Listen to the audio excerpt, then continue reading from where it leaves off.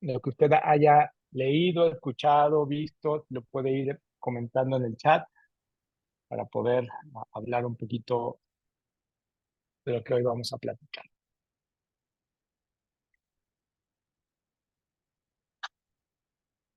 Aquí Vanessa pone, está evocada a las redes sociales. Muy bien.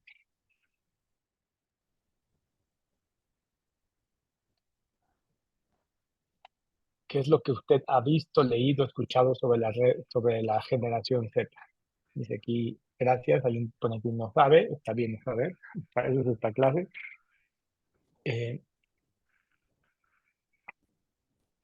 Generación tecnológica, muy bien. Y después le quiero que conteste esta pregunta. Desde lo que usted sepa, piensa, analice. Esta pregunta, de hecho, nuestra institución lleva 10 años estudiando esta pregunta. Pero yo quiero un poquito confrontar con lo que cada quien sabe, ¿no? Para usted, ¿cuál es la razón por la cual los jóvenes ya no vienen a la iglesia?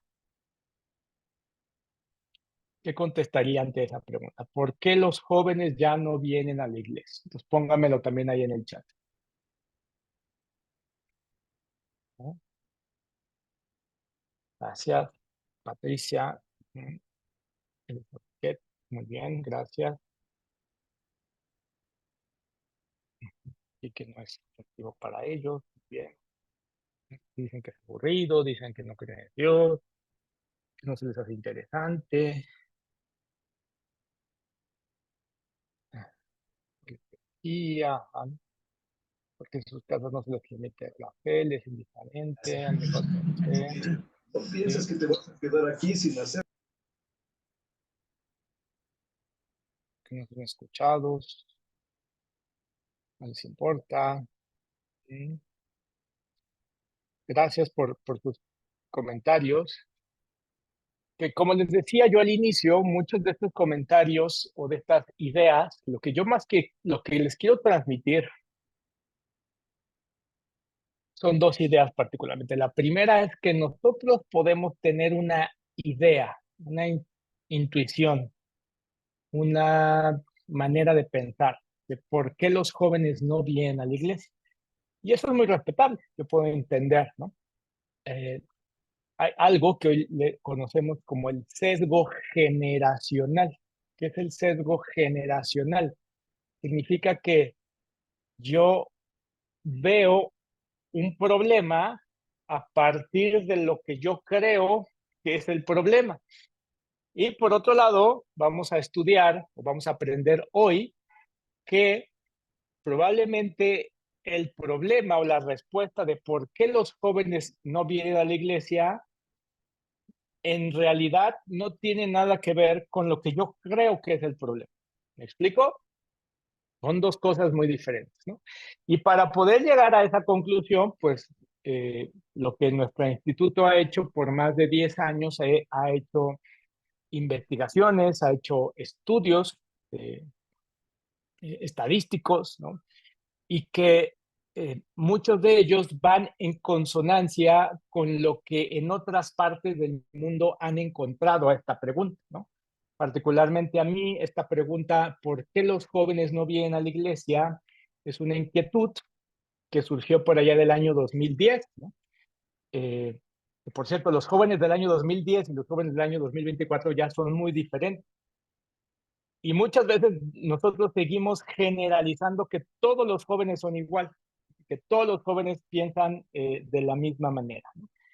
Pero el problema real de por qué los jóvenes no vienen a la iglesia, en realidad no es un problema ni de los jóvenes, ni de lo que está pasando alrededor de lo que estamos viviendo, ¿no? La pregunta es más, está mal hecha, está mal planteada, ¿no? El problema no es por qué los jóvenes no vienen a la iglesia. Un planteamiento más adecuado sería por qué la transmisión de la fe, que ojo, lo que vamos a poner un poquito en el centro para poder analizar es por qué la transmisión de la fe, estoy hablando de la forma, no estoy diciendo por qué la fe, no, la transmisión, la pastoral, el modelo, la forma, por qué la transmisión de la fe comenzó a dejar de ser efectiva, particularmente en los últimos 30 años. Esto se ha evidenciado más en los últimos 20 y se ha hecho todavía mucho más eh, crítico en los últimos 10. Y de no hacer nada, en los siguientes 10 va a convertirse también en algo que yo le diría un poquito dramático, ¿no?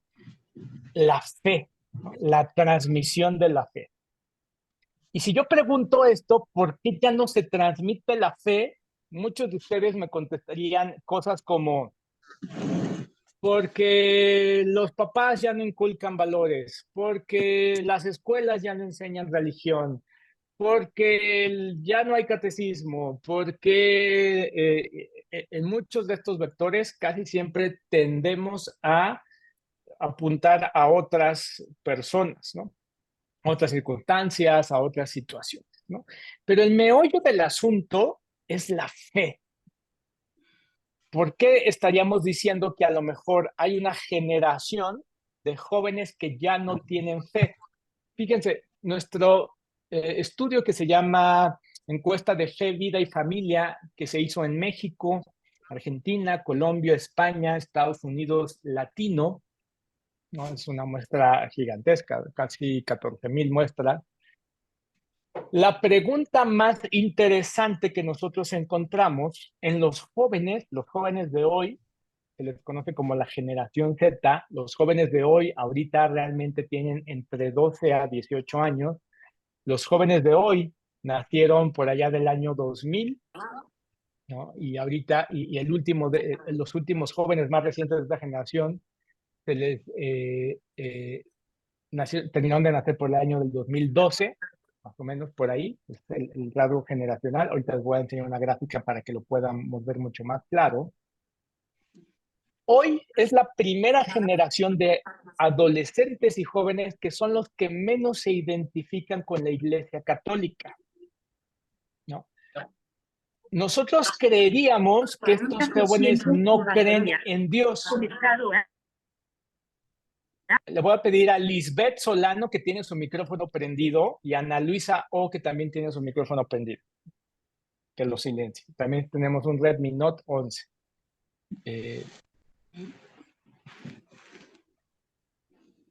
Conectado a iPhone. Y no solo lo tiene prendido, sino está en otra clase. Pues a ver si nos ayuda a ponerse en una clase o a silenciar su micrófono.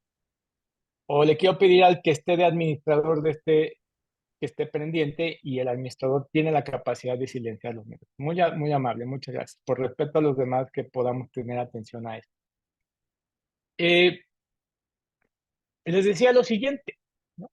Esta generación particularmente no es que no crea en Dios, ¿no? Es una generación que sí cree en Dios, en quien no crees en la iglesia.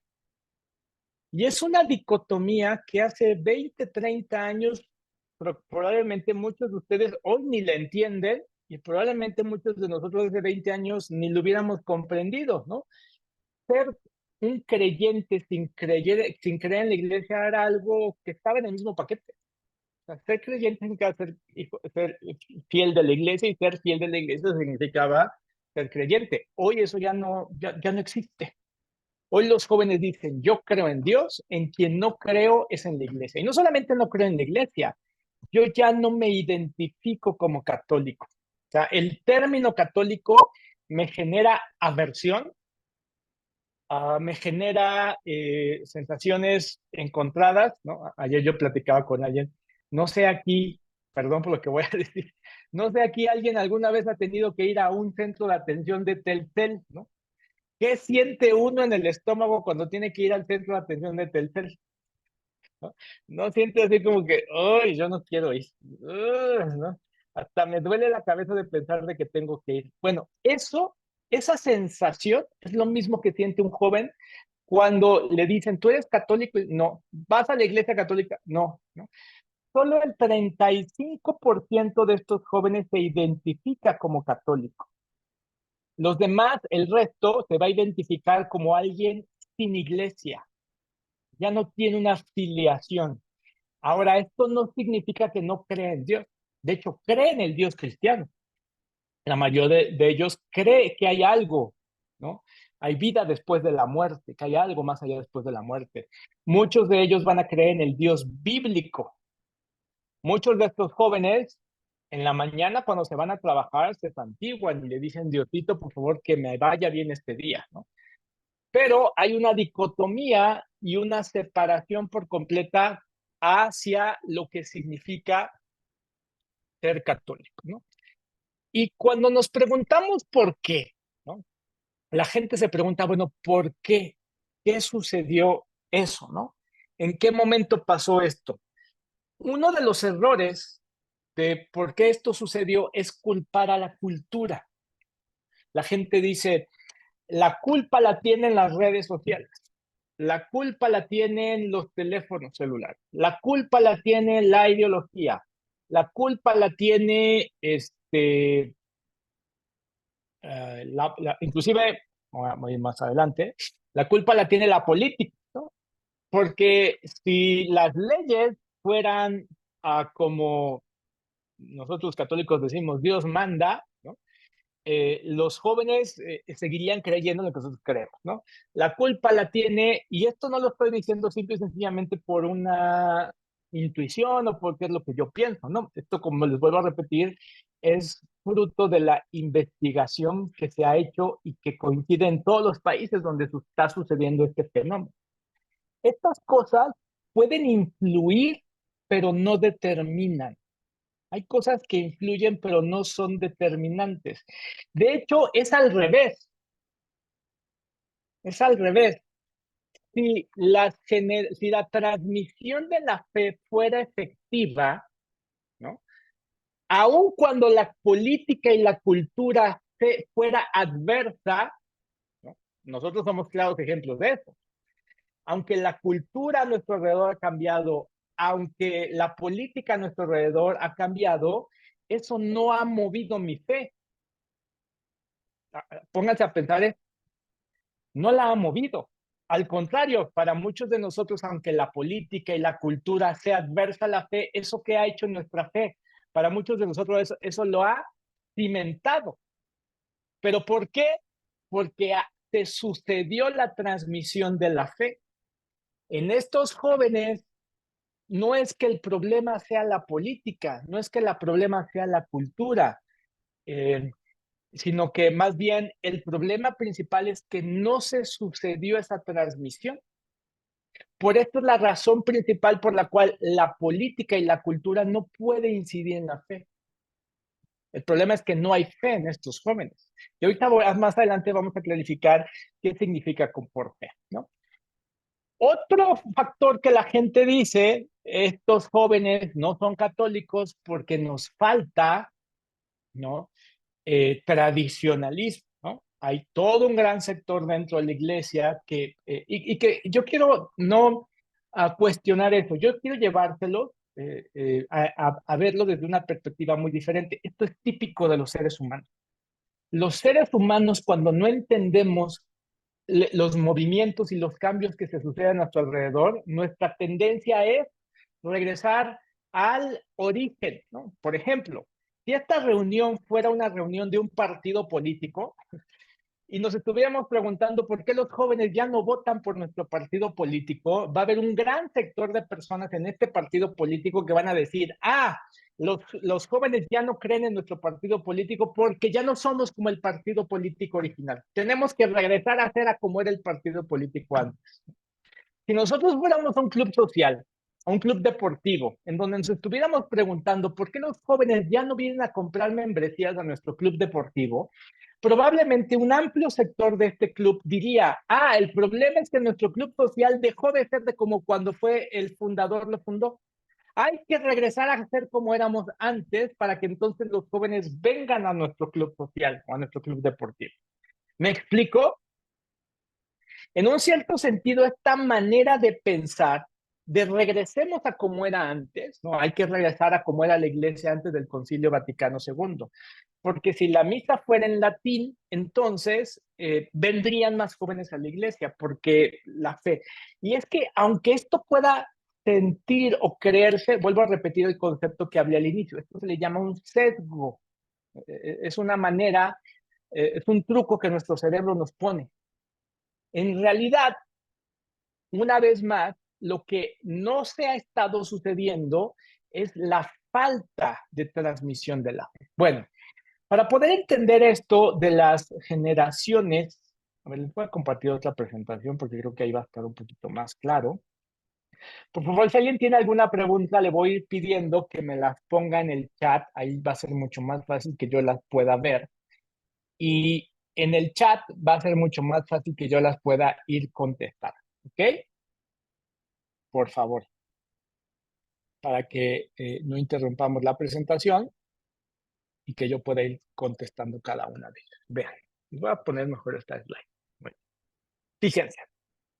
¿Qué es esto de las generaciones? Bueno, esto de las generaciones antes no se enseñaba porque no tenía ningún tipo de sentido. Antes, en un cierto sentido, puedo decirles que casi todas las generaciones eran muy similares. Había ciertos sesgos o cambios, ¿no?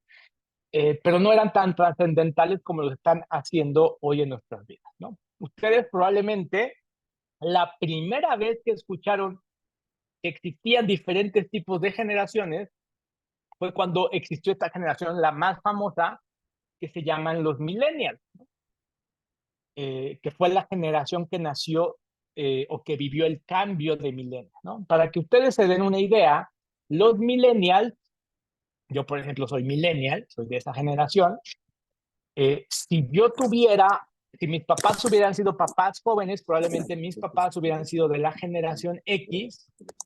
En mi caso no fue así. En mi caso, mis papás son de la generación que se les llama los baby boomers. Se les llaman los baby boomers porque son la generación que nacieron después de la Segunda Guerra Mundial. Hubo una explosión demográfica de bebés, por eso se le llaman así, el boom de los bebés, ¿no?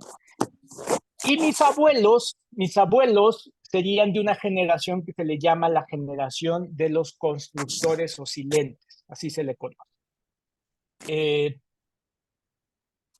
Y vean esto, cada una de estas generaciones tiene diferentes maneras de pensar. Por ejemplo, les doy un ejemplo muy típico, ¿no?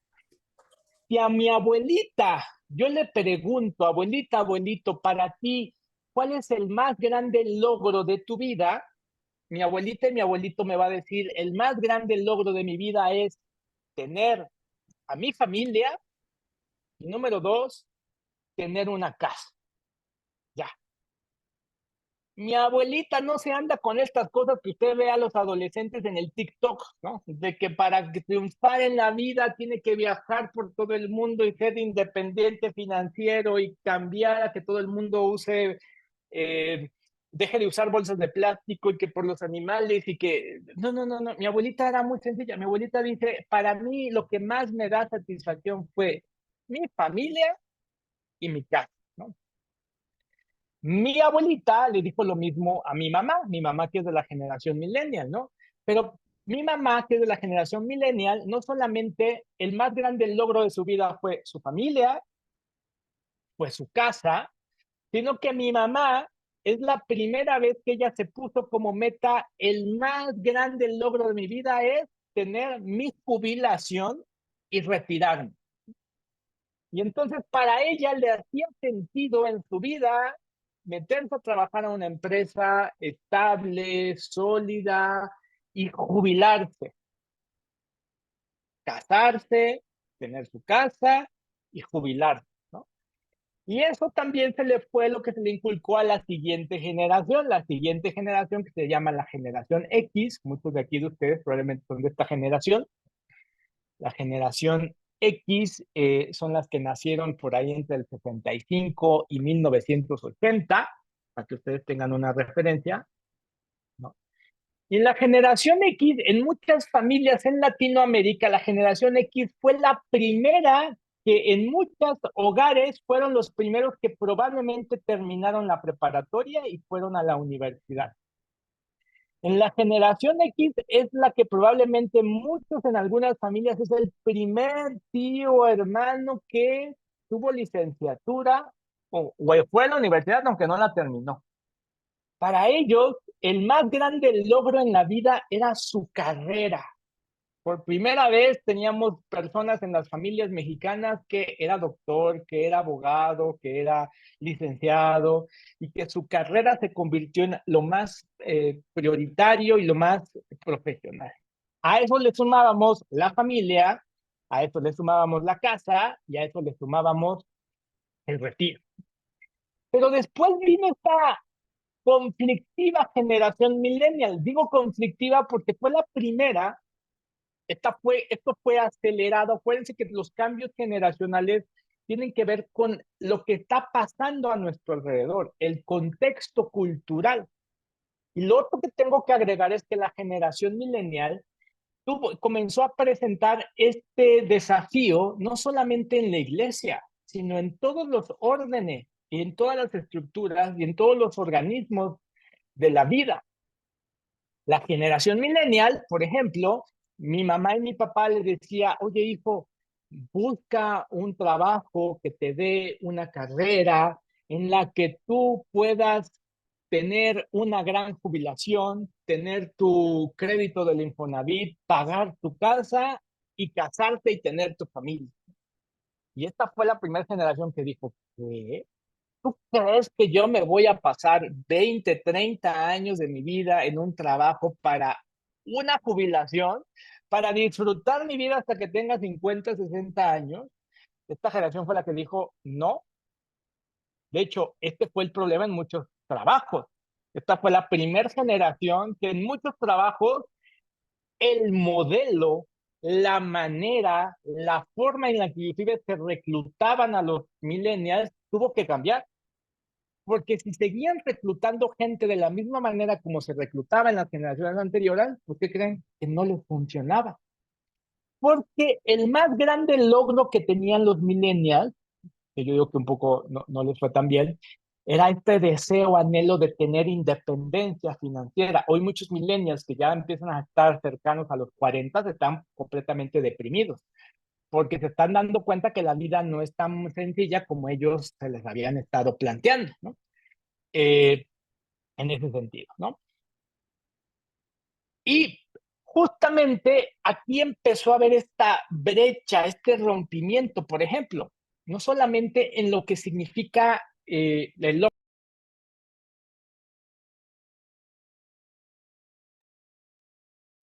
en lo que para cada generación significa qué está bien y qué está mal. No la moral cristiana, vuelvo a repetir, en la moral. Es decir, la moral significa lo que yo creo que para mí está bien o lo que yo creo que para mí está mal, ¿no? Por ejemplo, para mi abuelita era pecado imperdonable. O sea, para mi abuelita, Dios puede perdonar todos los pecados menos uno. Adivinen cuál es ese pecado que mi abuela no puede perdonar. Que su familia no fuera a Navidad a su casa. ¿No?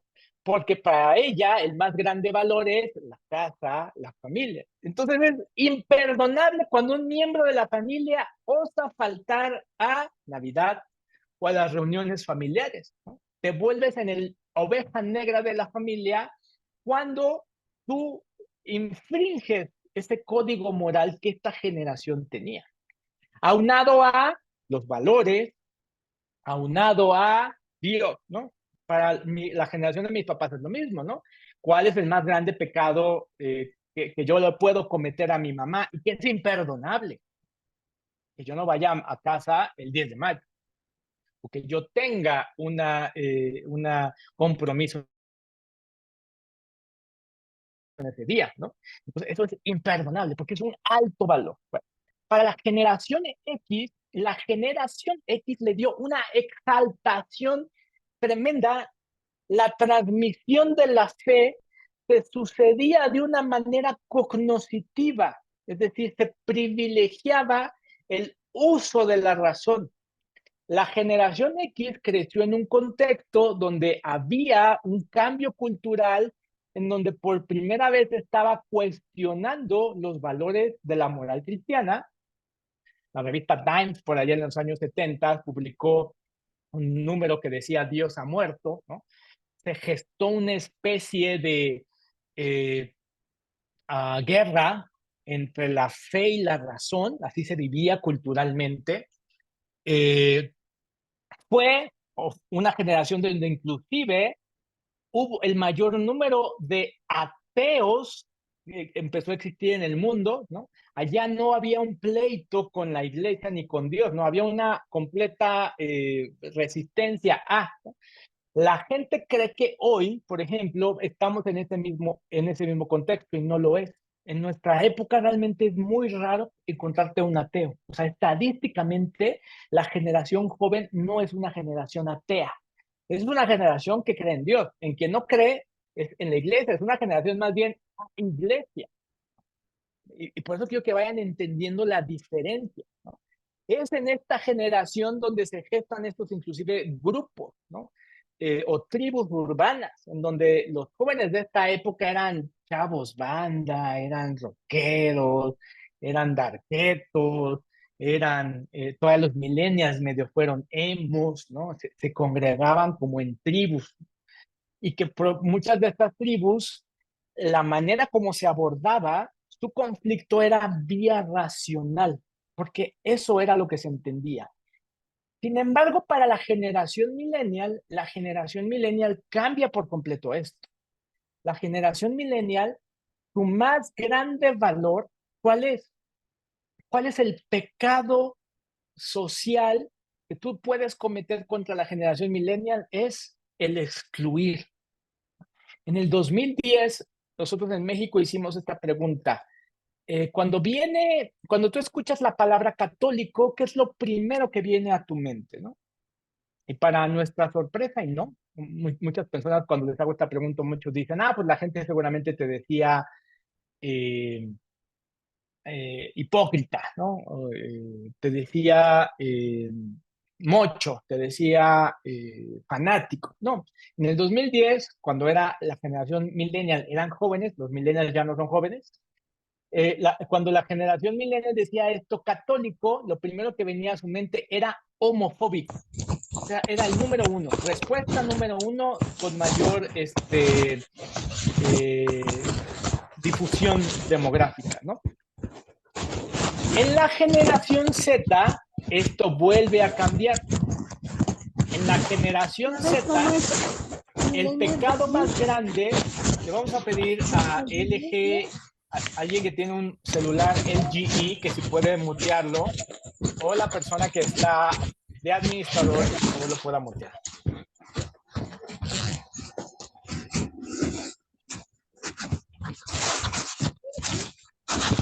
No, es G.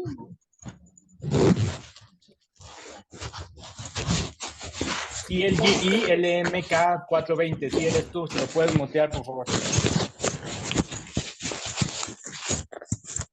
Sí, es que lo.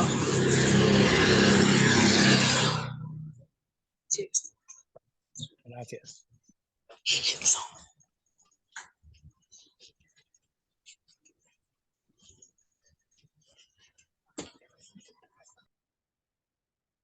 Gracias. Y en la generación Z les decía que yo nacieron muy cercano a los 2001, 2 y hasta los 2012, se considera la generación Z. Esto vuelve a cambiar trascendentalmente. En la generación Z, ¿cuál es el más grande pecado? Vayan, por favor, entendiendo esto. Para mi abuela, el más grande pecado, ya les dije, era no ir a Navidad a su casa. Para mi mamá era a lo mejor no celebrar el Día de la Madre. Si yo tuviera un hermano mayor o alguien de la generación Z, el más grande pecado es no decir la verdad. Y hay que buscar la verdad. Y hay que encontrar a Dios vía la razón, ¿no? Y la fe y la razón, ese era su más grande pecado. Para los millennials es excluir, no incluir. Para la generación Z, el más grande pecado es que usted use bolsas de plástico en el súper. Para la generación Z, el más grande pecado es que en la parroquia no dejen entrar perritos. Para la generación Z, el más grande pecado es que usted no recicle la basura. Para la generación Z, el más grande pecado es que no esté pensando en cómo cuidar el medio ambiente, ¿no? A cualquier adolescente de la generación Z que usted conozca de su familia, usted véalo y usted cualquier tema de ecología o de el cuidado del medio ambiente eh, es un tema que le puede, ¿no? Que es muy así. Y fíjense, vamos a confrontarlo todavía mucho más claramente. Vean, la generación X, y voy a hablar de la generación X, porque para mí la generación X, la baby boomer y los silentes, específicamente la X, es la última generación católica como nosotros lo conocíamos, como nosotros concibíamos el catolicismo. Cuando nosotros incluíamos ser creyente y creer en Dios y ser miembro de la iglesia es lo mismo. Inclusive, hoy voy a plantear un tema todavía mucho más profundo y que nos va a simbrar y que nos va a interponer a lo que nosotros entendíamos. Pero para la generación X, ser católico y ser cristiano era el mismo paquete. Hoy ya no es así. Vamos a ver que este problema de la transmisión de la fe, cómo se iba sucediendo, funcionaba. Y ahorita voy a regresar a ese punto. Ahorita no estoy hablando de transmisión de la fe. Ahorita estoy hablando simple y sencillamente de cómo son las diferentes generaciones. Pero vea, en la generación X básicamente, el valor número uno, la verdad, Dios, familia, la carrera, el retiro, vacacionar, la política era de izquierda y de derecha, ¿no? En la generación millennial, el valor número uno es la diversidad, la independencia financiera, el trabajo, pero un trabajo cambiante. Es decir, yo voy a trabajar en un trabajo 5 años. Si me voy a formar una familia, la generación millennial no quería casarse, no quiere tener hijos la mayoría. Muchos de ellos cuestionan el por qué tener un hijo.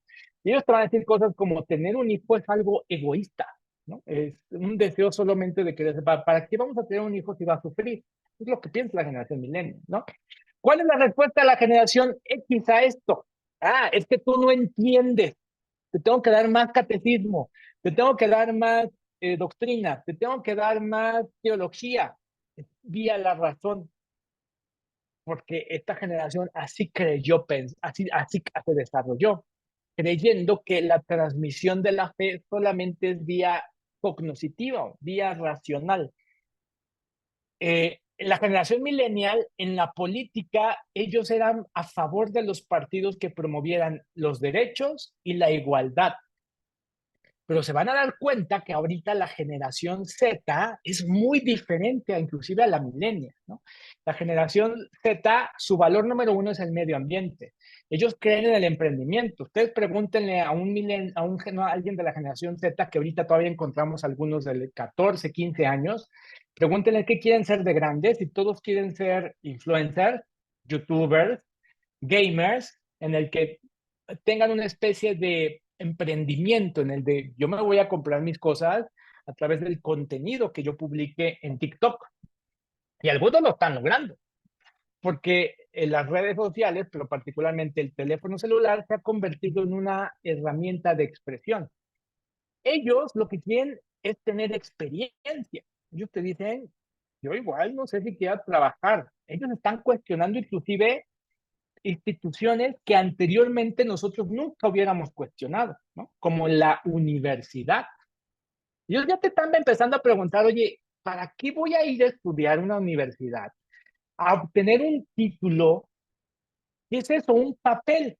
Y que después de salir en 4 años con ese papel, ni voy a tener el trabajo que yo quiero tener, porque mira, ve al vecino, es licenciado y anda manejando Uber. Yo gano más con TikTok. O ve este TikToker que él gana más millones de dólares o millones de pesos, ¿no? Empiezan a cuestionar este problema que hoy estamos aquí analizando, inclusive hoy las universidades es un problema muy serio. En Estados Unidos las universidades más prestigiosas como Harvard, como Columbia University, como Yale, están enfrentándose a una crisis porque ya no se inscriben tanto los jóvenes como hace tiempo se inscribían. Es más, les doy otro dato. Los que aquí tengan un título, que hayan obtenido un título profesional, es altamente probable que lo tengan enmarcado y prácticamente en su casa está el cuadro de la Virgen y al ladito está su título. O si lo tienen en su oficina, está, cuando usted entra a su oficina, el título, ¿no? Los millennials tardíos o los Zetas que se han graduado, ustedes pregúntenle dónde tienen su título y ¿saben cuál es la respuesta? No tengo idea dónde está. O sea, por ahí mi mamá lo guardó en un folder, creo que está abajo de un cajón allá en los zapatos, ¿no? No es algo que tenga un peso e importancia como los demás lo estamos teniendo. Claro, y voy a hacer una acotación de esto que estoy diciendo. Yo aquí solamente lo estoy explicando a manera de entendimiento. Yo no lo estoy justificando. Evidentemente, cuando la abuela o la mamá ve eso, hija, ¿cómo es posible que tengas el título abajo del colchón? En mi época, el título se lo regalábamos a nuestros padres y era motivo de orgullo. Y vuelvo a repetir lo que he estado hablando en estas sesiones. Eso se le llama el sesgo, creer que todo va a tener un mismo valor como fue a mí.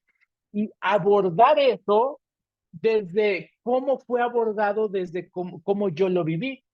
Y aquí es un poquito un ejercicio al revés, es aprender a ver cuáles o por qué estas generaciones tienen valores diferentes. Por ejemplo, vean en la política, la generación Z no cree en política, ¿no? Si ustedes, alguien de la generación Z dice, vente a mi partido que es de derecha, pero también le dicen, vente a mi partido que es de izquierda, va a decir, ay, qué flojera. Estos discursos polarizados de derecha, izquierda, a esta generación no le interesan. Estos discursos de pañuelo verde y pañuelo azul no le interesan.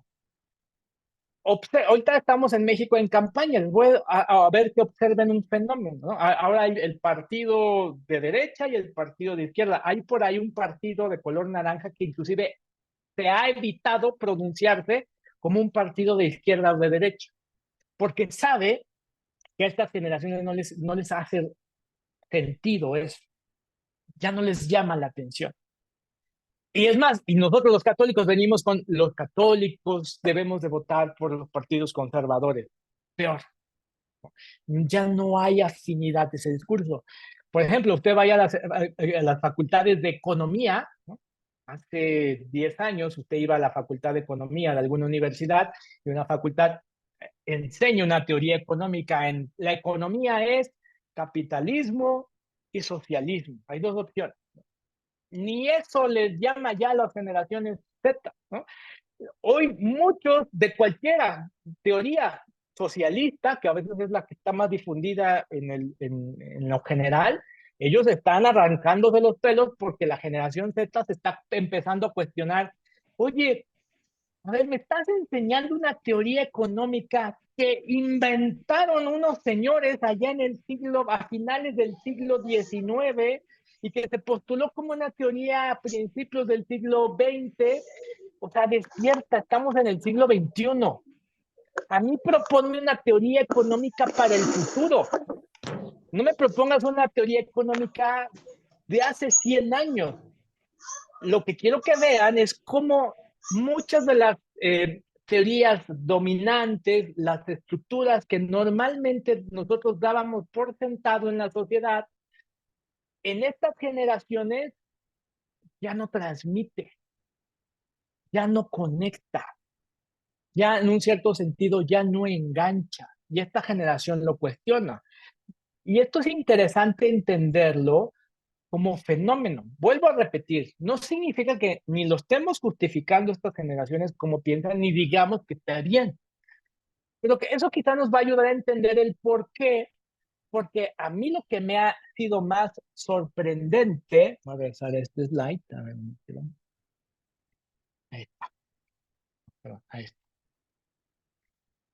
es que en la sociedad las universidades, los partidos políticos, bueno, hasta las empresas que venden refrescos de cola, han cambiado su manera en cómo se dirigen a estas nuevas generaciones, todas menos una.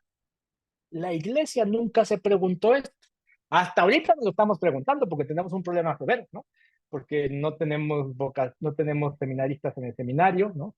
Yo trabajo en el seminario de aquí de la arquidiócesis y hace 10 años había más de 100 seminaristas, hoy hay menos de 30.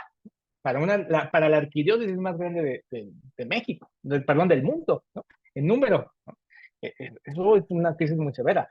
Hoy ya está, o hace 10 años, fíjate, hace 10 años yo que estoy hablando de estos 10 años, decíamos, cuando yo hablaba de esto de que las parroquias se están cerrando, la gente decía, uy, eso es en Europa, que hay crisis de fe, ¿no?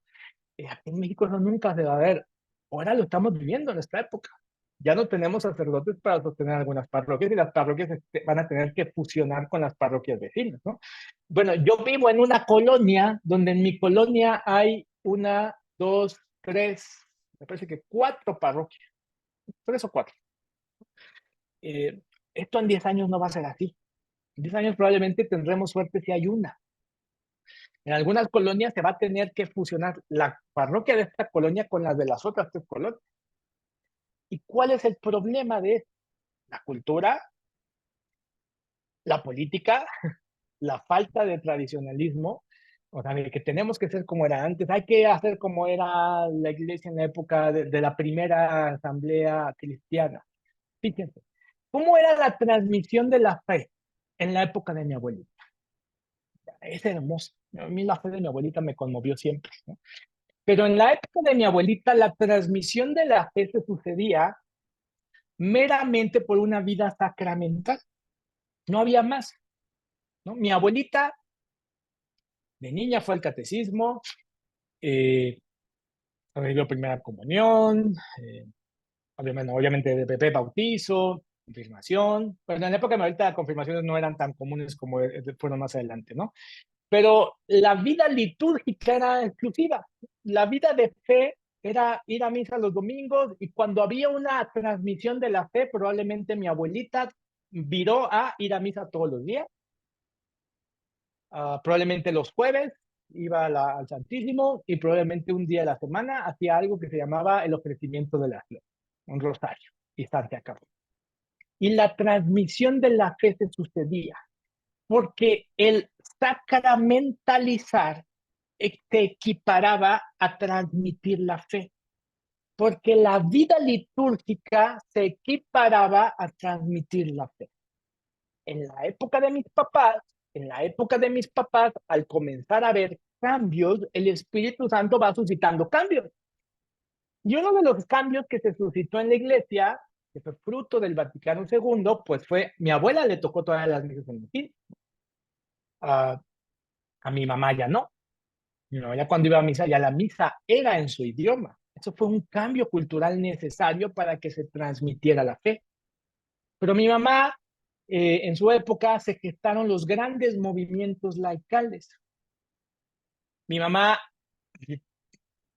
tuvo una vida de fe sacramentalizada, litúrgica, donde iba a misa, pero ella necesitó, aparte, unirse al movimiento familiar cristiano, a la renovación carismática, a la acción católica, al Regnum Christi, al Opus Dei, a lo que usted me diga. Hay muchos. No quiero mencionar a todos por no faltar a omitir alguno, porque seguramente voy a dejar de omitir siempre uno, ¿no? Y esa vida de grandes movimientos laicales se necesitó adherir a la sacramentalización y a la vida litúrgica. ¿Para qué? Para que se transmitiera. Viene la generación X, donde hay este pleito entre la fe y la razón. Mi abuelita nunca entró en esos pleitos. Mi abuelita nunca me vino a decir, hijo, el descubrimiento de la fe es vía la razón. Mi abuelita no necesitó eso. Para mi abuelita, ir a misa todos los días y comulgar era más que suficiente. Para mi papá, mamá, más o menos, pero para mí, si yo tuviera un hermano mayor, que ahorita ya estaría muy cercano a los 57, 60 años, para él sí, ¿no? la generación X fue la generación que creció cuando llegamos como al culmen de este modelo. Este modelo de transmisión de la fe llegó a su culmen cuando había parroquias llenas, en donde en la parroquia, en la colonia donde yo vivo, eran necesarias 4 parroquias para atender a toda la población. Y cuando había misa en la mañana, a las 7 de la mañana, a las 8 de la mañana, al mediodía había una misa a la hora de la comida, en la tarde, misa de 6 y misa de 7, todos los días. Y domingo había misa de 8, de 9, de 10, de 11, de 12, a veces de 1, hacíamos pausa para comer, 6, 7 y 8. Y en algunas parroquias hasta había misa de 9. Algunas parroquias hasta tenían grupos juveniles, no 1, no 2, no 3, no 4, sino hasta 5 o 6. Grupo de scouts católicos, grupo de teatro de jóvenes católicos, grupo que juega damas chinas católicas, grupo de cocineras católicas, grupo de damas vicentinas, grupo de caballeros de Colón, grupo de no sé qué. Muchos de ustedes son frutos de ese tipo de pastoral, ¿no? Grupos de arcoíris, de horizontes, de acción católica, de lo que sea católico. O sea, si yo decía, soy un grupo de jóvenes que tenemos perros católicos, nos dejaban juntar en la familia. Y era un dinamismo. Esta generación X fue la generación que vivió, por ejemplo, las jornadas mundiales de la juventud cuando nacieron, ¿no? Que siembran y lloran porque cuando cada vez que mencionan a Juan Pablo II, el corazón casi se le sale y vuelve a llorar porque se acuerda que cuando vino el autódromo, estuvieron ahí toda la noche, fueron a la basílica, y cuando el Papa pasaba por la calzada Guadalupe, y todo ese esplendor y belleza de cómo se transmitía la fe llegó en un cierto sentido a ese culmen en la generación X. Pero llegó la generación millennial. Y en la generación millennial, todo este dinamismo ya no hacía sentido. Algo que desde la reunión de la iglesia, que una muy buena intuición que tuvo no solo Juan Pablo II, sino en ese entonces el cardenal Joseph Ratzinger, ellos ya veían que estaba gestándose un problema. Fue el cardenal Ratzinger, que en esa época cardenal, fue el primero que dijo, tenemos un problema, tenemos un cúmulo de iglesia que está sacramentalizada, pero que no está evangelizada. ¿Qué significa eso que está diciendo, que dijo el cardenal Ratzinger? Está diciendo que tenemos un grupo de grueso poblacional que por nosotros meternos en la dinámica de hagamos lo mismo, hagamos lo mismo, hagamos lo mismo, hagamos lo mismo, hagamos lo mismo, hagamos lo mismo, hagamos lo mismo, hagamos, de repente, oye, pues tenemos, y así se decía en esa época, teníamos el 98% de la población es católica. Hoy es cerca del, menos del 80%, ya está bajando mucho, 70 y tantos. Pero el problema es que son católicos, pero no están evangelizados. ¿Qué significa eso a un grueso todavía más potente? Para entenderlo, porque es un conflicto, es un tema fundamental, que son católicos, pero no son cristianos. Esto es lo que la gente no entiende todavía hace 6 años la gente decía, todavía hace 12 años, México es un pueblo católico, ¿no? Entonces, si somos católicos, todos los, digamos, el 90%, el 80% debemos de votar por partidos que estén a favor de la vida, la familia y la dignidad de la persona, ¿no? Y después llegaban las elecciones y ganaban los partidos de izquierda que iban contra él, y no entendíamos, hacía cortocircuito, pero ¿por qué? Si México es católico, ¿no? Bueno, este es el problema. México es católico, pero es cristiano. Y esa dicotomía la vamos a evidenciar más en estos cambios generacionales, porque en estos cambios generacionales nos estamos encontrando que la manera como se está transmitiendo la fe dejó de ser efectiva hasta fue efectiva hasta la generación X. Y en la generación millennial pues como que algunos se salvaron, ¿no? Pero a partir de la generación Z, esto parece ser que es prácticamente, hemos llegado a un punto de, uh, en un cierto sentido, de inflexión. ¿Okay? Me están diciendo, ¿cómo vamos de tiempo? Por favor, a mí me habían dicho que era hasta 9:30, pero si tengo que acabar antes, por favor, díganmelo.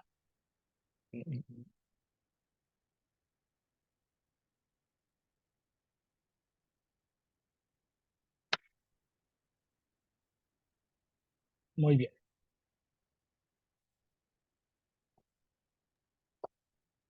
Termino de hablar. Hasta aquí voy claro, estoy siendo claro, me regreso, va bien, ¿no? ¿Les hace sentido?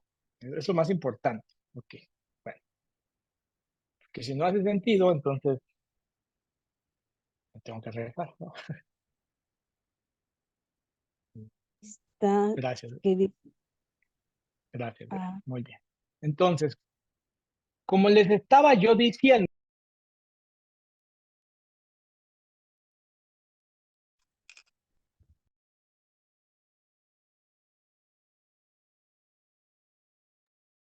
el problema principal es, vean, este triángulo morado representa la efectividad de la transmisión de la fe, como era antes.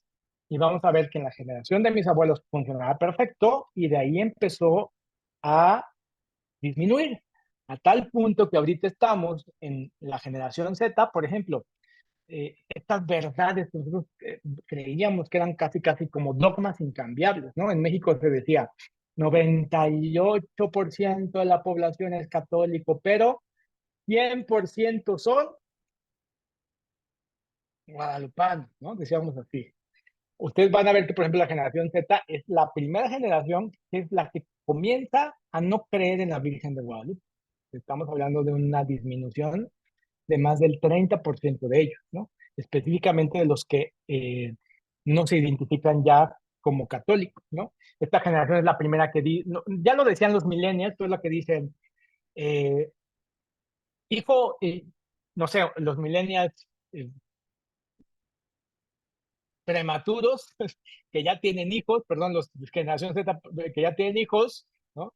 Que ahorita están entre los 21, 22, 23 años, la abuelita le dice, hijo, ¿cuándo vas a bautizar al niño? Y el de la generación Z, ¿qué les dice? No, abuelita, yo no voy a bautizar a este niño, ¿no? Yo voy a dejar a que crezca y cuando crezca, él elija en lo que él quiera creer. Y eso sí se casan, porque la generación Z es la que menos se va a casar y la que menos va a tener hijos. Esta generación Z dice, yo prefiero tener perrijos a tener hijos. Esta generación Z, verdaderamente vamos a ver una disminución muy drástica en el tema de los matrimonios. Si el tema de los matrimonios disminuyó, y matrimonios por la iglesia y matrimonios civiles, en la generación previa que son los millennials, en esta está completamente por un lado, ¿no? Entonces, cuando nos enfrentamos a este problema, el problema principal es que lo queremos abordar de la misma manera como a nosotros nos transmitieron la fe. Es decir, ¿qué necesitará estos jóvenes, no? Los de la generación Z que dicen, no, pues hay que predicarles más de la teología del cuerpo, hay que enseñarles de la cultura de la muerte, hay que darles un curso de la ideología de género, hay que hablarles de la doctrina social de la Iglesia Católica, hay que hablarles de darles un curso de teología, ¿no? Vean nuestra respuesta. Ellos tienen que conocer la fe y a la razón. Y se convierten en circunstancias muy complejas, ¿no? Eh, véanlo ustedes en sus familias. Cuando la cena de Navidad, cuando el 10 de mayo, ¿no? En donde está la familia cenando y la niña o niño adolescente le pregunta a la mamá, mamá, ¿puede venir mi amiga Lupita? Vamos a ponerle aquí un ejemplo. Pero Lupita va a traer a su novia y va a venir aquí a comer con nosotros en Navidad, en el 10 de mayo. ¿Y qué es lo que la mamá de la generación X dice? ¿No? ¿no? Hija, a ver, va a venir, pero en este hogar somos católicos. En este hogar yo no puedo dejar de decirle que eso que está viviendo no está bien, porque yo le tengo que decir la verdad, ¿no? A la mamá de la gente como que se le... Ay, no puede. Siente que le da el patatús, si no dice la verdad. A la abuelita no. La abuelita no, la abuelita dice, ay, hija, qué bonito que va a venir tus amigas. Oye, abuelita, ¿tú crees? Ay, pues, mira, yo no sé qué. Invítalas a tus amigas a misa, que vayan y se confiesen que vayan a misa, ¿no? La abuelita no tiene conflictos con la verdad porque a ella no le transmitieron la fe así. A la mamá sí. No, pues es que le voy a mandar este video, se tiene que meter a este canal de YouTube, tiene que entender que esto es un problema de la ideología de género. Y bueno, que ella quiere armar un seminario en la cena de Navidad. Y le hace cortocircuito esta circunstancia. Esto es porque esta generación, su conflicto existencial era ese. Su conflicto filosófico era la dicotomía y la pelea entre la fe y la razón. Pero fíjense que en la generación Z eso no es un conflicto. En la generación Z el conflicto existencial es la pertenencia. En la generación Z su conflicto de lo que ellos quieren vivir es más bien sentirse incluidos. Y entonces los modelos anteriores, por ejemplo, en otras generaciones, para tú poder formar parte de la iglesia, tú tenías que primero comportarte como la gente de la iglesia y después creer lo que la gente de la iglesia creemos. Y por último, ¿no? Tú ya podías ser parte de la iglesia, ¿no?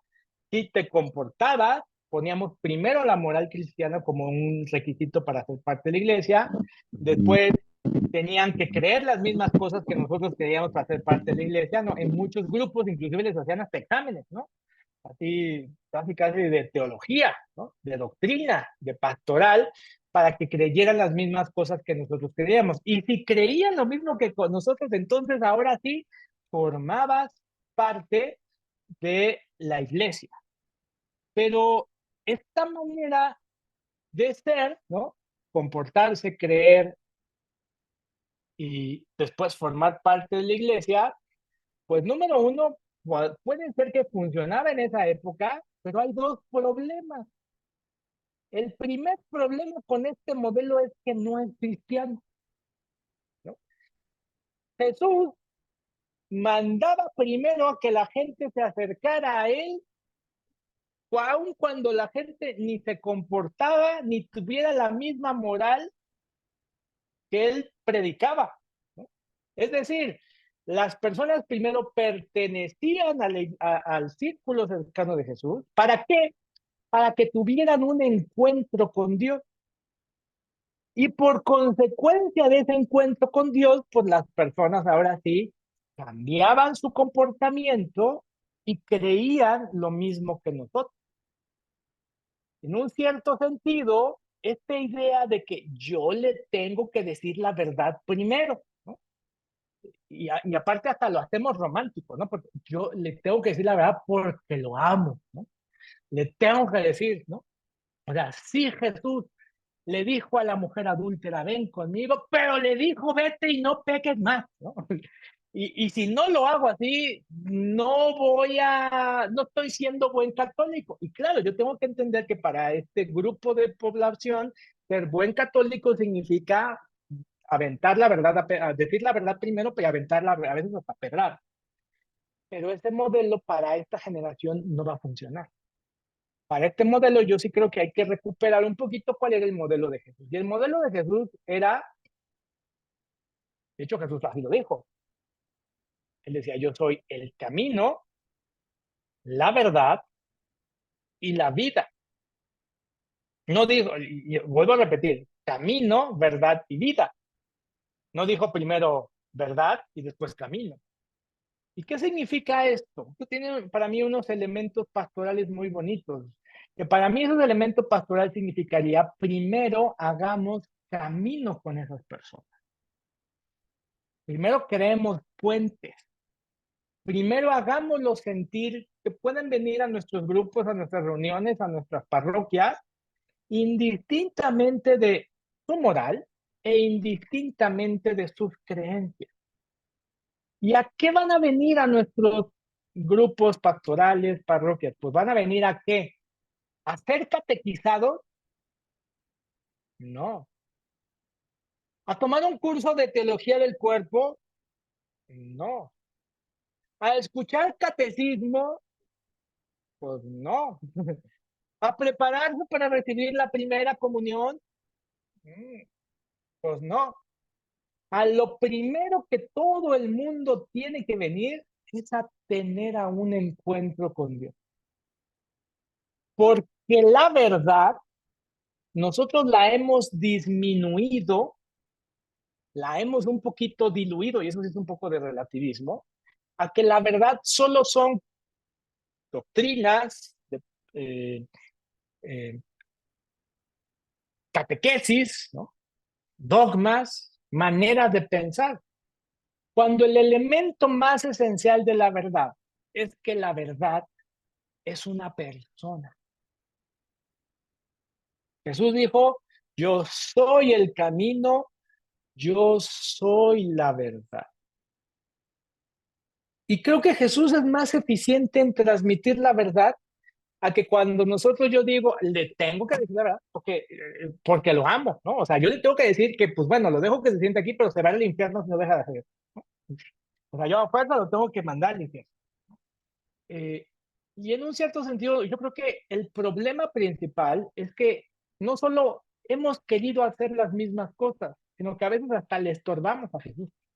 Nosotros nos hemos convertido en obstáculos para que Jesús se encuentre con esas personas. ¿No?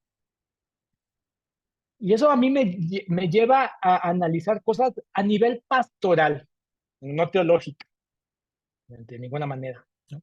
Pero sí a nivel pastoral, porque lo que estoy diciendo yo es que la transmisión de la fe, el modelo, la manera, la forma, no la esencia no se puede cambiar. La esencia del mensaje de Jesús es incambiable, es inmutable. Pero muchos confundimos el mensaje y la esencia de Jesús con la forma. ¿No? La forma es que tiene que ser en latín, tiene que ser en música, tiene que ser primero catecismo, tiene que ser la forma. La forma esa debe de actualizarse. De hecho, esa Dios a lo largo de la historia de la iglesia siempre la ha hecho nueva, siempre la ha cambiado, siempre la ha renovado. Dios nunca ha alcanzado a la iglesia de la misma manera, ¿no? O sea, Jesús cuando vino hace 2000 años no dijo, a ver, discípulos, ¿no?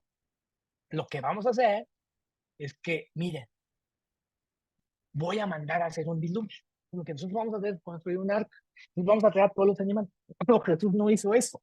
Eso lo hacemos los católicos. Los católicos, ¿qué vamos a hacer para transmitir la fe? Lo que tenemos que hacer es un retiro. En ese retiro, los participantes van a estar 3 días y escondidos. No vas a ver dónde. Entonces, vamos a venir sus familias y luego vamos a poner una cruz, ¿no? Y vamos a cantar este canto que llevamos 50 años cantando el mismo canto. Porque ese canto a mí me gusta. Porque cuando yo me convertí, ese fue el canto que tocaron cuando yo me convertí. Y vamos a poner la cruz y entonces vamos a pasar cada uno, los participantes van a poner aquí su pecado y lo van a clavar y le vamos a echar salsa cactus para que se vea la sangre mientras nos traemos a una hermana que esté cantando que nadie nos ama como él, ¿no? Y así se van a comer. Los humanos queremos hacer lo mismo que hemos hecho siempre. El dinamismo del Espíritu Santo es diferente. Nosotros preferimos culpar a factores externos. ¿Por qué la gente no cree en Dios? Jesús nunca culpó al gobierno, nunca culpó a la política, nunca culpó a la cultura. En un cierto sentido, hasta usó la cultura de su época para transmitir el mensaje. ¿No? Jesús nunca dijo, lo que tenemos que hacer es que para ver que la salvación exista, tenemos que volver a la época como era la iglesia en la época de Abraham. Eso no, perdónme, pero Jesús nunca lo pensó. Esas son maneras, y esto Por favor, recíbalo con la apertura que debemos de empezar a ver este tema, ¿no? Jesús siempre apeló a la conversión personal. Y yo creo que lo que esta crisis nos debe de interpelar es a dejar de ver qué está pasando allá afuera y hacernos responsables de lo que nosotros no hemos hecho por omisión. Y lo que dejamos de hacer por omisión por muchos años, ¿no?, es esto, que nuestras metodologías, nuestras maneras, nuestras formas ya nos llevan a las personas a tener un encuentro con Dios. Y si las personas no tienen un encuentro con Dios, pues entonces lo que significa es que Dios ya no está aquí, en nuestra pastoral. Y eso tiene implicaciones muy profundas, muy profundas. Jesús naturalmente atrae, ¿no? Yo no estoy tan de acuerdo cuando escucho eso que dicen, es que Jesús andaba donde estaban los pecadores. Yo estoy de acuerdo con eso y les voy a decir por qué. Yo creo que era al revés. A donde andaba Jesús, él atraía a la gente. Todos somos pecadores. Donde Jesús pasaba, él atraía y atraía y atraía y atraía. No es que él tenía que ir a la zona roja, no es que él tuviera que ir allá a la marcha de la que fuera, ¿no? No, era al revés. Donde Jesús estaba, él atraía naturalmente. El Papa Francisco lo dice muy bien, la iglesia crece por atracción, no por proselitismo. Y entonces lo que hay que plantearnos es que ¿por qué Jesús ya no está en nuestra pastoral? Ya no atrae. Eso tiene implicaciones muy profundas. Claro, es más fácil culpar a la cultura, a la política, a los teléfonos, al TikTok, a que la iglesia ya no es como era hace 100 años, de 200, de 300, de 500, ¿no? Es mucho más sencillo decir, el problema son los jóvenes que ya no creen. ¿Mm? Yo creo que hay que ponernos a plantearnos seriamente que esto nos debe de llevar, esto nos está trayendo una crisis de identidad, que es muy buena que la tengamos, porque muchas de las cosas que hacemos son cosas que son muy católicas, pero que no son cristianas, que ya no transmiten esa esencia, que sacramentalizan, pero no evangelizan, que liturgizan, si puedo decirlo así, pero no evangelizan. ¿Qué es la esencia de la evangelización? Que una persona tenga un encuentro con Dios. Y eso es un problema porque entonces, sobre todo los que somos de generaciones católicas para atrás decían, pero ¿por qué no es lo mismo? Que una persona reciba el sacramento de la comunión y evangelizar, ¿no? Pues el Papa Benedicto XVI, él dijo que no. Él dijo que tenemos una generación de jóvenes sacramentalizados y no evangelizados. Lo dijo el Papa Benedicto XVI, no lo estoy diciendo yo, por favor. Si hay quejas, quéjense con él, no conmigo. Este, eh, ellos empezamos a ver este problema. Y que no que los jóvenes vengan al catecismo es igual a evangelizar. No, porque puedo catequizar a alguien y no transmitirle la fe. Puedo catequizar a alguien y que no conozca a Dios. Eso en la época de mi abuelita no era así, eso era lo mismo. En épocas de mis papás era lo mismo. En la generación X más o menos empezó a hacer. En los millennials ya no fue, y en los Z menos. Entonces, ¿cuál es el problema? El problema es que si nuestras pastorales y nuestras acciones siguen sin llevar a eso que se le llama el encuentro, ¿no? Por eso, hasta el cansancio en todas las reuniones de pastorales, ustedes en este mismo grupo que me han invitado esta noche a platicar, ahora estamos tratando de descubrir el hilo negro de qué es eso del querigma, ¿no? Que es el encuentro con Dios. ¿Y cómo se hace eso? ¿Dónde está el librito? ¿No? Mándeme a mí alguien el subsidio. ¿En qué parte de la Biblia encuentro esto? ¿Dónde está en el catecismo de la Iglesia Católica? ¿Dónde está el experto cardenal teólogo que nos diga cuál es la fórmula? Y es que aquí a mí me hace mucho sentido cuando Jesús dice, Padre, te agradezco Y el Padre, te agradezco que estas cosas se las has escondido a los maestros, teólogos, expertos, pastoralistas, miembros de la Comisión Arquidiocesana, que tú les has escondido esto y que se los has revelado, dice Jesús, a los pobres, ¿no? Por pobres no se refiere a pobreza económica, ¿no? A los sencillos, a los humildes. Y esto, para mí, esto que vivimos como iglesia, para mí es algo hermoso en el sentido que nos lleva a redescubrir la belleza de la iglesia. Que la fe es muy grande como para que solo se pueda transmitir racionalmente, ¿no? Creer que la fe solo se traduce racionalmente reduciría grandemente la fe y la relativiza. Por eso es que la iglesia a lo largo de los años ha transitado desde movimientos místicos, carismáticos, y después se va al otro extremo, al extremo teológico, litúrgico, racionalista, y después se va otra vez al otro lado. Porque el querigma es algo místico. El querigma es algo, en un cierto sentido, carismático. No, por el carisma, por favor, no entiendan renovación carismática, por favor. Por carisma entendemos que es un don, ¿no? Que es ahí donde yo debería de estar interpelando con Dios. Dios, yo amo tu iglesia, yo quiero que mis hijos, que las generaciones de jóvenes conozcan a tu iglesia, dame el don, ¿no? Y es otra de las cosas que nos estamos enfrentando hoy, ¿no? Porque anteriormente creíamos que estos dones de evangelización solamente era a las personas que tenían un orden religioso, ¿no? Todos los sacerdotes, los curas, las monjas. Y no, hoy vamos a ver que hay laicos que tienen mejor don de predicación que cualquier sacerdote o obispo de esta arquidiócesis. Y vamos a ver que hay laicos que tienen un don de pastorear personas mucho mejor que cualquier cardenal de toda América Latina. Y eso significa carismático. La iglesia debería de estar un poquito más ordenada en torno a eso, ¿no? Hay gente en sus parroquias, en sus grupos, que probablemente tenga un don de prédica, un don se le llama de ciencia, que sabe como, mira, a este chico hay que hablarle de esto, ¿no?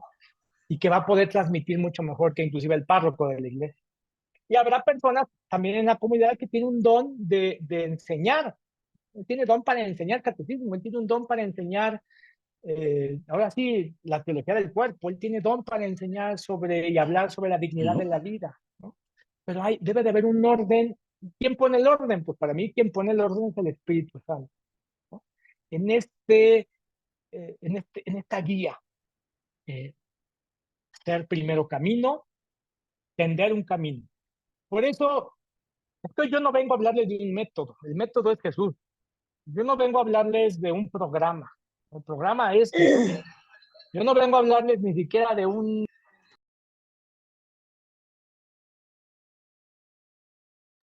no vengo a hablarles de una nueva congregación, una nueva orden, no, porque en un cierto sentido, eso no es lo que se requiere para nuestra época.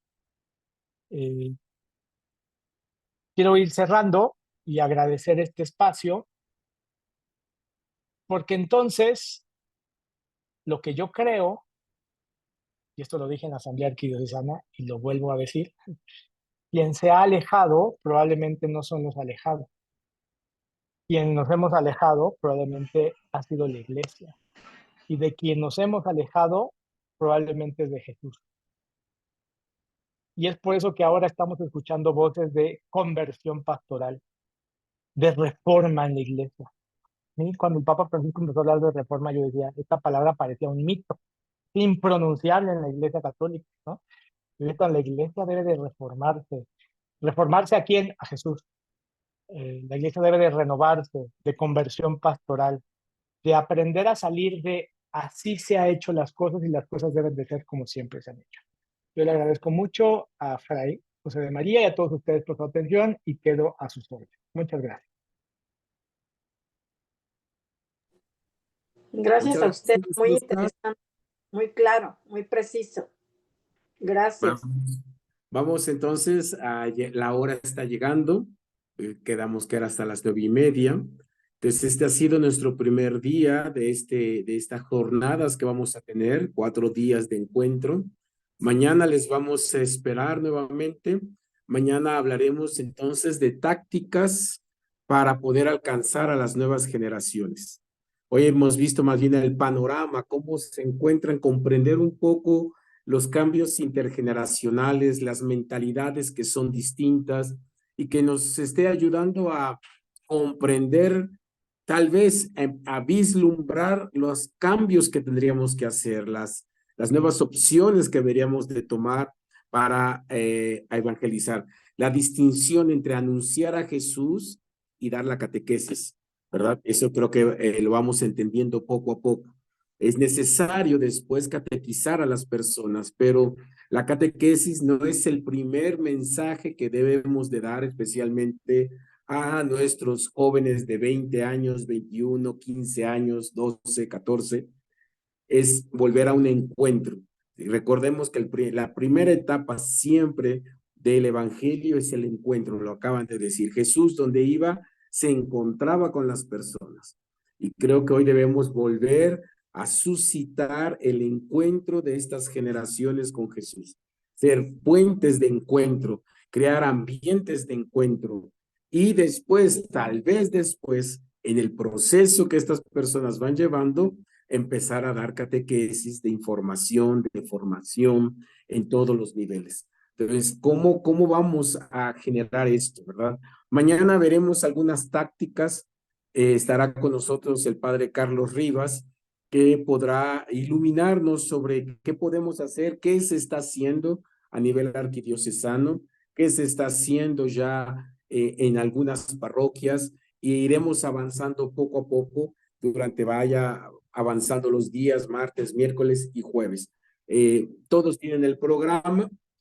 Hoy anunciaremos lo que vamos a ver mañana y les iremos dando poco a poco. Pues ahora lo que invito a todos es que vamos a invocar un momento desde su casa al Señor, al Espíritu Santo. Los invito a cerrar sus ojos simplemente para que podamos orar. No vamos a tener el video, vamos a dejarlo ahí, son 9:29. Los invito a todos en sus casas a cerrar en estos momentos, interiorizar un momento, respiremos profundamente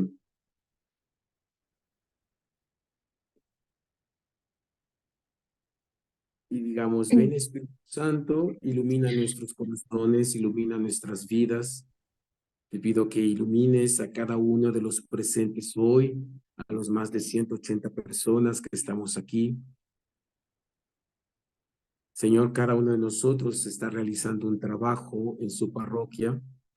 Cada uno de nosotros está deseando que Jesús sea más conocido alrededor de nosotros, a veces por nuestras propias familias, nuestros propios sobrinos y nietos. Haznos comprender lo que debemos de hacer. Quien da el plan y la trayectoria para hacia adelante eres tú, Espíritu Santo. Entonces eres tú que debes llenar nuestro corazón. Hemos escuchado, Señor, muchas cosas, visto muchas realidades, y tal vez, Señor, nuestro corazón, y quiero pedirte porque aquellos que estén confrontados, que se sientan desorientados, que sientan que no saben para dónde van, que escuchan algo que les parece a veces tan difícil de escuchar, de crítica hacia nosotros mismos. Te pido, Señor, que ilumine nuestro corazón. Ven, Espíritu Santo, a nuestras vidas, a nuestras comunidades. Y quisiera ofrecerles por este ministerio que me ha sido otorgado la bendición para esta noche, para que descansen, que su corazón siga siendo entusiasmado de anunciar a Jesús. Los esperamos mañana a las 8 de la noche para escuchar algunas tácticas sobre esta misión, sobre este trabajo con las nuevas generaciones, particularmente, claro, estamos hablando de nuestros jóvenes menores de 30 años, menores de 20 años hoy, que es el gran desafío. El Señor esté con ustedes y que la bendición de Dios Todopoderoso, Padre, Hijo y Espíritu Santo les guarde y les bendiga en esta noche. Amén. Pues les damos un fuerte abrazo desde aquí a todos. Espero que mañana nos podamos encontrar nuevamente sin desánimos. La intención es iluminarnos hacia el futuro. Cambio pastoral que hay que hacer a lo mejor. Cuesta trabajo tener que decidir hacer diferente a como hemos hecho hasta ahora. Entonces, mañana nos encontraremos para vernos nuevamente. Muy buenas noches a todos, que descansen. Dios les bendiga. Como son las 9:31, entonces creo que es justo que vayamos a descansar todos.